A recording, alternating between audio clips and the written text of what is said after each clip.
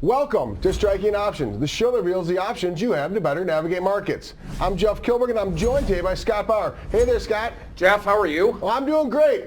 A lot of turkey coming my way this week, so how do I not have a smile on my face? But it's interesting. We have some optimism in the market. Continue U.S.-China trade tariff conversation. Just keep on pushing equities higher. So I know this recent news about finally drilling down on the IP, the intellectual property component of the negotiation, that's on the table, and that's a positive for the marketplace. It sure seems to be. I mean, it may be a make or break, but at least it got to that point, and I think that's why the market is taking that very optimistically. Well, in the market, it seems like there's not going to be any more negotiations, but I think we have to be realists going to the end of the year. We only have 25 trading days left. Will we see some more volatility? Because right now, volatility really is suppressed. It is really suppressed, and I think we should see more volatility, and we probably will going into the OPEC meetings, maybe further in December. Well, let's get this first lightning round, pal. You ready? Absolutely. Turkey time. Well, we talked about big Thanksgiving week, shortened holiday week, but it's interesting to see the trade deal optimism. Equities right now about 15 handles away in the E-mini S&P 500 from the all-time highs, which were just recently made. But where do we go from here, Scott? You know, this grind higher certainly seems to be in the cards here, especially with this shortened week, lower volumes typically, and we could see that grind higher. Well, what type of trade example? Because right now it's really interesting. We are seeing that volatility very suppressed. But what type of trade example can an active investor typically utilize? Sure, and even with that suppressed volatility, I'd like to sell a December week 1 E-mini S&P 500 3200 3250 call spread. It expires December 6th. The selling of this call spread allows an investor to collect a half a tick, 0.5 ticks, or $25. No, and I understand this is less premium than we typically collect, but let's remember this call spread that you highlighted, it's about 3% out of the money. So a little bit further out of the money, giving the market a little bit more room to run higher because it's been up and away since about 3,000. And the December futures contract was trading around 31.30, which is really close to that all-time high, but the at-the-money volatility, Sky, where was that?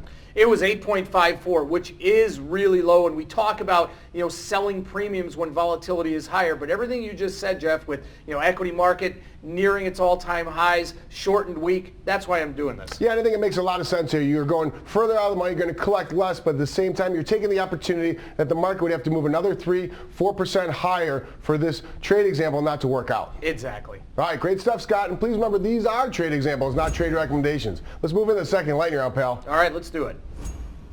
Crude oil. Well, you hit the nail on the head. You talked about a potential OPEC meeting. There's a lot of moving parts right now in the energy space.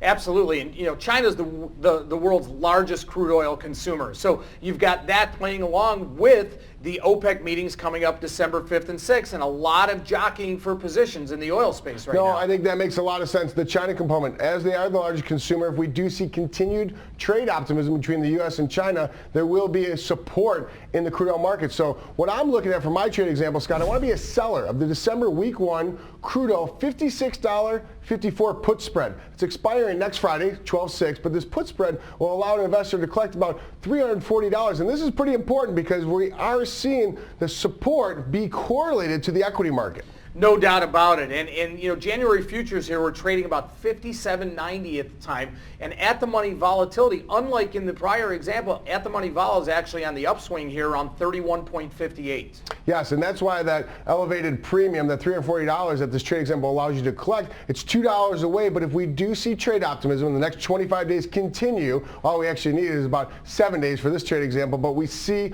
a support or a floor in crude oil, but it is correlated to the equity market. Absolutely equity markets, keep rising and this grind higher, and that should be very supportive of oil here. All right, well, happy Thanksgiving to you, Scott, and thanks as always for coming on to Striking Options. And please tune in every week as we will continue to strike options.